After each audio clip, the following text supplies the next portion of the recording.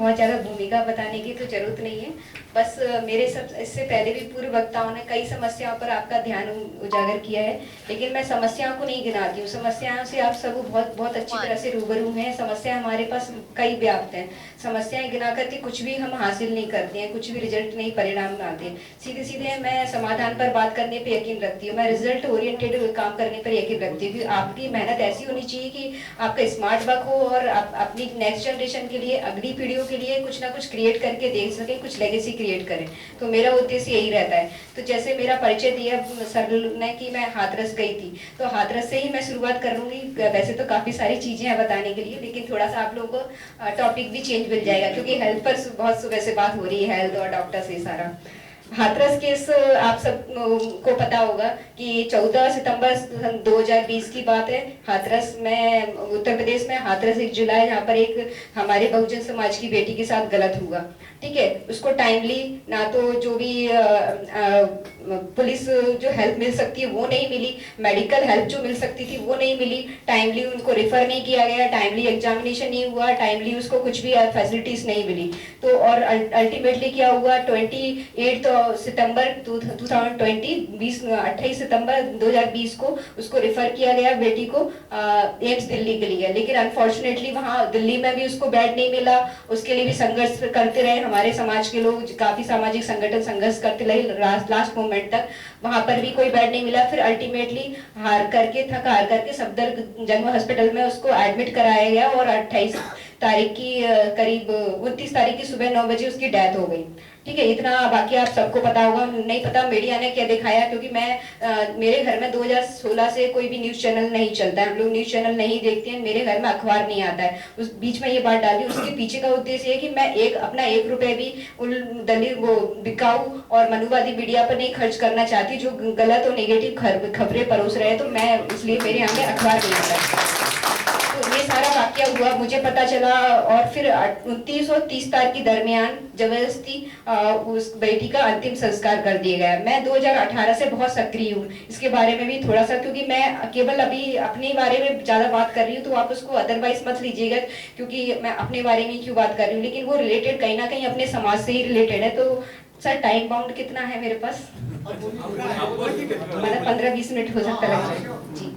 तो मेरे पास फोन आता है ग्वालियर से, मेरी एक महिला संगठन है, उन्होंने मुझे बताया कि राजकुमारी ऐसा हो गया, उस केस में, हाथरस केस में ऐसा हुआ, एफआईआर तक नहीं हुई, मेडिकल एड नहीं मिली, फिर देन उसके बाद उसका जबरदस्ती अंतिम संस्कार हो गया। तो हम लोग तो यहाँ पे कैंडल मार्च अरेंज कर रहे हैं ग्वालियर में, मेरे महिला संगठनों ने बताया, आप भी वहां पर कुछ करो और हमें इस तरह से चुपचाप नहीं बैठना चाहिए। तो ऑफकोर्स मैं उस न्यूज को मैं लगातार मैं कनेक्टेड थी, देख रही थी मैं, मुझे बहुत बुरा लगा, मुझे इतना बुरा लगा कि ऐसे कैसे हो सकता है कि आपको महसूस होता है कि आप एक आजाद देश में रह रहे हैं। मुझे तो नहीं ऐसा लगा, जबकि मैं खुद डॉक्टर हूँ, मेडिकल फील्ड में हूँ, तो मुझे लगा कि ऐसा नहीं होना चाहिए।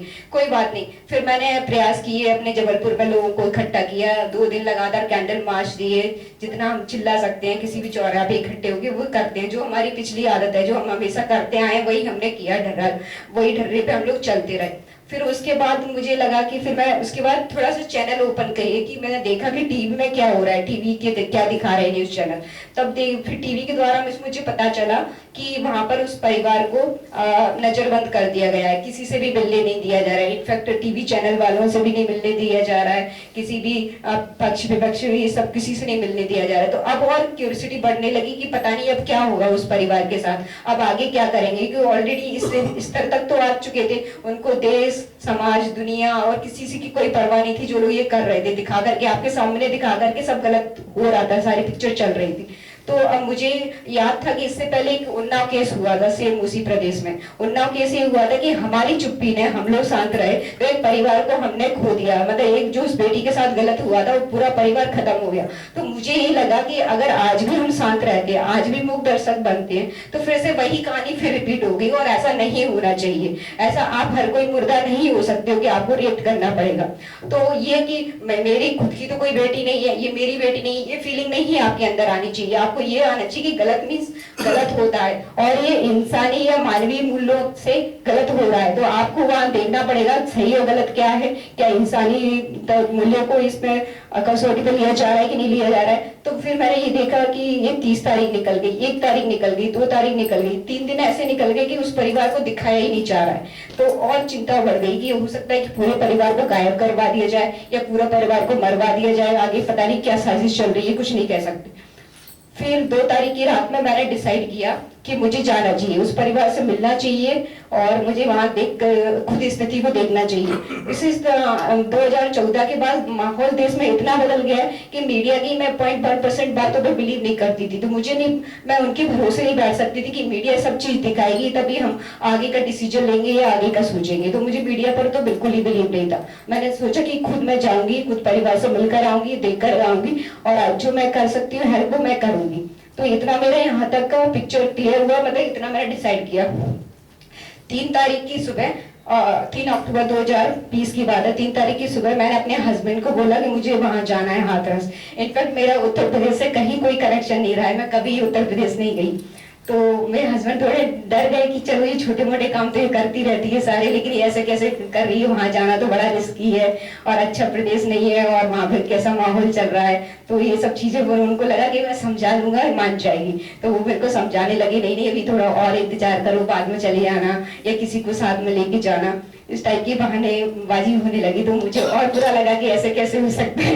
और डरना तो किसी समस्या का समाधान हो नहीं सकता है ना, कि आपको एक हद तक ही आप अपने डर को अपने ऊपर कायम करोगे, लेकिन जब बात करो या मरो की होती है तो फिर आपको ऊपर डर नहीं हावी होना चाहिए। तो फिर मैंने भी इनको यही सवाल किया कि अगर वो बेटी अगर आपकी बहन होती तब भी आप यही आंसर करते क्या, तभी भी आप मुझ पर ऐसे ही रोकते क्या। तो इनको लगा कि नहीं मानेगी, जाने के लिए तो पीछे पड़ी जाएगी। तो फिर मैं गई थी उस परिवार से मिलने। तो मैं 4 अक्टूबर 2020 को वहां पहुंची और तब तक वो ओपन कर दिया गया था। मतलब सोशल प्रेशर इतना बढ़ गया था कि 3 तारीख की शाम को उनको ओपन करना पड़ा, परिवार वालों से मिलना अलाउ कर दिया गया था। तो इसी सिलसिले में मैं भी परिवार से मिली। तो हालांकि जैसे मेरा मेडिकल बैकग्राउंड रहा है, तो मैं पूरा जितना भी मेरा MBBS है, मेरा MD का क्वालिफिकेशन है, सारा गवर्नमेंट इंस्टीट्यूट से रहा है। मेरा जितना भी मेडिकल का प्रोफेशन है, मैंने हमेशा गवर्नमेंट इंस्टीट्यूट में ही सर्व किया है। Primary health centre, community health centre, district hospital, medical college. तो मेरे पास जो भी कम्युनिटी आती थी 90% गरीब लोग हैं। और 90% गरीब लोग कौन आते हैं मेडिकल कॉलेज में या गवर्नमेंट सेक्टर में? हमारे ही लोग आते हैं। तो मुझे पता है कि जमीनी हकीकत हम देख रहे थे कि हमारे लोग जमीनी हकीकत रियल कंडीशन में किस स्थिति में, आज उनका एजुकेशन लेवल क्या है, उनका हेल्थ का लेवल क्या है, उनकी लीगल अवेयरनेस कितनी है, हम ये सब जानते हैं। उनको कहाँ कहाँ पे कैसे बेवकूफ बनाया जाता है, कहाँ कहाँ पर कैसे फंसाया जाता है, सारी चीजें मैं पता थी।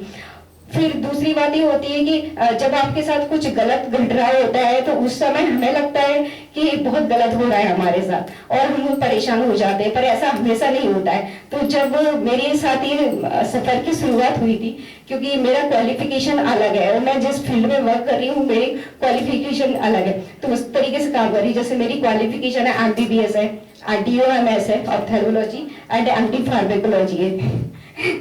और मेरा मेडिकल फील्ड में एक्सपर्टीज है। मैं सेक्रेटरी में भी मैंने काफी काम किया है, मैंने फॉरेंसिक में भी काम किया है। जब मैं मेडिकल कॉलेज ज्वाइन कर रही थी अपना बॉन्ड कंप्लीट करने के लिए पोस्ट PG, तो मुझे फॉरेंसिक में मुझे ज्वाइन करने का मौका मिला। मतलब मजबूरी थी कि सीट रिजर्व वही थी, UR पे मुझे अनडिजर्विंग कह के रिजेक्ट कर दिया गया, जबकि मैं अपनी स्टेट यूनिवर्सिटी टॉपर रही हूँ MD फार्मेकोलॉजी में। लेकिन वो चीजें ये सब छोटी छोटी घट रही थी, समझ में आ रही थी कि घटनाएं क्यों हो रही, लेकिन मजबूरन मैंने फॉरेंसिक ज्वाइन किया। लेकिन जब ज्वाइन कर रही थी तब मुझे बहुत बुरा लग रहा था। मैं ऑप्थेल्मोलॉजिस्ट हूँ, मैं फार्मेकोलॉजिस्ट हूँ, लेकिन काम मैं फॉरेंसिक डिपार्टमेंट में कर रही हूँ। मुझे नहीं पता था उसका कोरिलेशन ये आएगा कि मेरा फॉरेंसिक स्किल या नॉलेज वहाँ काम आएगा, ये मैंने उस समय नहीं सोचा था। तो उस समय ये हुआ कि जब रातों रात जो क्रिमिनेशन किया गया उस बेटी का, तो मुझे ये समझ में आया कि दिन सबको दिखा करके, पूरी दुनिया को दिखा करके एविडेंसेस कैसे खत्म किए जा रहे हैं, एविडेंसेस की क्या वैल्यू है। मैं फॉरेंसिक में ये सारी चीजें पढ़ चुकी थी और मुझे ये लगा कि अगर ये सारी एविडेंसेस ऐसे खत्म कर दिए गए, कल ये केस कोर्ट में जाएगा तो कैसे स्टैंड करेगा। आपको लगता है कि जो भी अक्यूज्ड लोग हैं उनको पनिशमेंट मिलेगा, तो मुझे नहीं लग रहा था कि ऐसे कुछ होगा। तो आपको रेप तो करना पड़ेगा क्योंकि आपके सामने सब कुछ हो रहा है। तो वहां पर मैं गई और फिर मैं बाकी चीजों के लिए मैंने सब जांच पड़ताल की, मैंने सारी चीजें लुक आफ्टर की कि कहाँ है पोस्टमार्टम रिपोर्ट, कहाँ है मेडिकल एग्जामिनेशन रिपोर्ट, कहाँ है, और डाइंग डिक्लेरेशन क्या था, ये सारी चीजें मैंने खुद सर्च की। फिर मैंने उसके बाद में सिग्निफिकेंट जो भी वैल्यू थी मैंने बताई कि ये होता है। जब मेरी वहां प्रेजेंस है कि फिर वहां पर फर्क ये पड़ा कि एक आपके समाज का पढ़ा लिखा जागरूक व्यक्ति अगर किसी जरूरतमंद के साथ में खड़ा हो गया तो वो फर्क ये पड़ा कि उनको प्रॉब्लम होने लग गई। तो वहां पे इंक्वायरी जरूर हो रही थी, पूछताछ हो रही थी, कौन है, क्या है, क्यों आई है, क्यों रह रही है। तो बस यही कि बस मैं तो जस्ट हेल्प के लिए आई हूँ। लेकिन उसके बाद फिर इस तरह से एक कहानी गढ़ी गई और नतीजा फिर सबके सामने कि मेरी वहां प्रेजेंस ने क्या किया, सच्चाई सबके सामने है आई। सीबीआई को भी मजबूर होना पड़ा कि हाँ चीजें हुई थी। अगर वहां नहीं होती सारी चीजें तो फिर कैसे आपको पता चलता कि वाकई में उस बेटी के साथ क्या हुआ था और क्या नहीं हुआ था। तो ये सारी बहुत बड़ी पिक्चर है। फिर 10 अक्टूबर 2020 को पता चला कि मुझे नक्सली साबित करने के लिए पूरे न्यूज चैनल में ट्रेंड चल रहा है, पूरी सोशल मीडिया मेरे पीछे पड़ गई है। अगले दिन पूरे प्रिंट मीडिया मुझको मेरा नक्सली भाभी करके इस तरह से कर रहे हैं। हालांकि मुझे बहुत फर्क नहीं पड़ा क्योंकि मुझे पता है कि कई सालों से देश में ऐसा ही माहौल चल रहा है। आप कुछ भी गलत के खिलाफ आवाज उठाएंगे तो आपको रोकने के लिए पूरी ताकतें, गलत ताकतें पीछे पड़ जाएंगी। तो और दूसरा, हम जब अपने महापुरुषों को पढ़ चुके हैं तभी हम इतना एक्टिव रहे आगे कि उनके टाइम पे भी ऐसा हुआ था कि बाबा साहब तक को नहीं छोड़ा इन लोगों ने, माधव ज्योतिबा फुले को नहीं छोड़ा, सावित्रीबाई फुले को नहीं छोड़ा कि आप कुछ भी अच्छा करिए तो आप और हमारी क्या हस्ती है कि हमें छोड़ देंगे या हमारे काम को अप्रिशिएट करेंगे। जैसे शुरू में मेरे एक पूर्व वक्ता ने कहा था कि हमारे बीच में कुरिल सर और जगदीश प्रसाद सर जैसे पद्मश्री जी पद्मश्री अवार्डेड लोग हैं, लेकिन उनको भी इतनी फेम नहीं मिली जितनी मिलनी चाहिए। तो हमें एक्सपेक्ट ही नहीं करना उनसे। बाबा साहब को नहीं मिली जब इतनी पब्लिसिटी, हमें कैसे मिल सकती है। तो इतनी ये सारी चीजें, तो इतना ये सफर रहा। तो अब आगे समस्याओं के समाधान के लिए तो मुझे यही लगता है कि हमें जमीनी काम करना पड़ेंगे। तो जमीनी काम की हम शिक्षित तो बहुत हैं, हम सभी लोग यहाँ शिक्षित बैठे हैं, लेकिन शिक्षित के साथ साथ हमें अब जागरूक भी बनना है। मतलब साक्षर हो चुके हैं, जागरूक भी बनना है और हमें अपनी प्रेजेंस कहाँ दे सकते हैं वो हमें बुद्धि से काम करना है। उसके बाद जो हमारा जो वर्ग है, लाइक डॉक्टर है, एडवोकेट है, पुलिस है, पत्रकार, जो हमारे वर्ग है उनके पास दोहरी जिम्मेदारी है। वो अपना प्रोफेशन तो कर ही रहे हैं, प्रोफेशन तो करना है, लेकिन उनको सामाजिक दायित्व भी निभाना है अपने साथ साथ में। जैसे हमारे जितने भी डॉक्टर्स थे, मैंने देखा जो बेसिकली जो सीएससी लेवल पर, पीएससी लेवल पर काम कर रहे हैं, मैक्सिमम 80% वो हमारे लोग बहुजन समाज के डॉक्टर होते हैं, वो जो वहां पर सर्व कर रहे होते हैं, क्योंकि उनके पास इतना बैकग्राउंड फंड नहीं होता कि वो खुद के 5 स्टार हॉस्पिटल डेवलप कर ले तुरंत। तो अब लेकिन उनके आप कैरियर को देख लीजिए, वो बड़ी ईमानदारी से टाइमली काम करते हैं। लेकिन जो डॉक्टर्स डोनेशन से बनकर आए उनको नहीं पता समाज क्या जरूरत है या समाज का दर्द क्या है। तो जो आपने देखा होगा नकली दवाइयां बन रही हैं या ऑर्गन ट्रैफिकिंग हो रही है, उसमें हमारे किसी भी एक डॉक्टर्स का आप नाम बता दीजिए, कोई भी आंकड़ा उठा के देख लीजिए। तो सच्चाई यही है कि हम लोग तो कर रहे हैं ईमानदारी से, लेकिन बस उसको अप्रिशिएट नहीं किया जाता। तो हम कमी नहीं है हमारे पास रत्नों की कम करने की। और उसके बाद जैसे आप सभी लोग, आज संडे का दिन है, छुट्टी का दिन है, लेकिन जितने भी जो लोग सोच रहे हैं समाज के बारे में वो यहाँ उपस्थित है। सभी लोग तो उपस्थित नहीं है, तो वो जागरूकता हमारे अंदर होनी चाहिए। हमें ये जानना पड़ेगा कि आज समय की जरूरत कैसी है। जैसे मेरे पूर्व वक्ताओं ने इतने सारे आंकड़े प्रस्तुत किए कि ऐसा हुआ वैसा हुआ, निजीकरण हो रहा है, आरक्षण खत्म हो रहा है, ये वाकई में बहुत बड़ी समस्या है। इनको हम सोच नहीं रहे और इसके दूरगामी परिणाम हम देख नहीं पा रहे, क्योंकि इतनी दूरदर्शिता नहीं है हमारे अंदर। लेकिन समय के साथ आप देखेंगे कि धीरे धीरे जो आपके मूलभूत अधिकार हैं वो आपके सामने छीने जा रहे हैं और हम उन पर कुछ भी नहीं रिएक्ट कर पा रहे। तो ये भी हमारी कमी है कि और आगे कमी क्या है, क्योंकि हम एकजुट रही है, हम एक दूसरे को सपोर्ट नहीं करते हैं। ये सारी हमारी समस्याएं। तो मेनली बस मैं इतना ही कहना चाहूंगी आखिर में कि शिक्षित बनने, संगठित रहे और संघर्ष करें। लेकिन शिक्षित तो बन गए, अब संगठित भी रहना है और साथ भी संघर्ष करना है किसी भी गलत के खिलाफ। जय भीम।